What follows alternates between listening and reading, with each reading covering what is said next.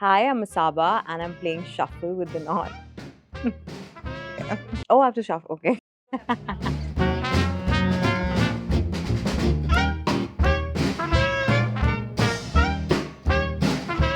If I were a shape, I would be a square. I work well in a box, like a routine and discipline and a schedule. So I think a square box. My death row meal would be yellow dal, red rice, fried bhindi, and crunchy aloo, and pickle and papad.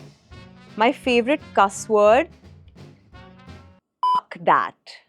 Shit. Motherfucker. If I could replace a finger with a tool, it would be with a knife. I'd be a knife because I just want to use it a lot these days. Let's just put it that way. Finish the sentence. I'm a 10, but I have no tolerance for small talk and I have no tolerance for liars. And then I tell them that I dislike them. So I'm not very politically correct. Let's just put it that way. Would I rather look good or smell good for the rest of my life? I would rather smell good for the rest of my life. I cannot handle body odor, and especially if it's me.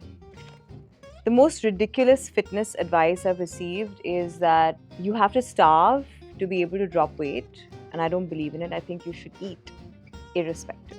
My star sign's biggest red flag, I'm Scorpion, so we are a walking, talking red flag at all times. An ASMR sound or sensation that I love, you know, when you have like someone eating chips, like crunchy potato chips, those fried wafers, that. My go-to karaoke song is Dancing Queen by ABBA. The first entry on my notes app is, it's called Everything Mataru, which is my daughter's name, and it has a list of things I have to ask my pediatrician, which is like, is the color of her poop okay? And is she crazy? Because sometimes she just bangs her head on things intentionally. So it's Everything Mataru. If I could transform into an animal, it would be, I would like to be an elephant because I would like to be very powerful and kind of be like raised from the ground, if I may. The one restaurant I recommend to everyone, Shiv Sagar. Guys, there's no need to go to a fancy restaurant, either Shiv Sagar or Swati Snacks. It's just between the two because I think that they do the best food. Forgive and forget or hold a grudge. I'm Scorpion, so we do a bit of both to protect ourselves. So it's kind of forgive halfway, do not forget. And if they mess up, bring up the thing that they did and smack them. My emotional support object, it's actually my jewelry.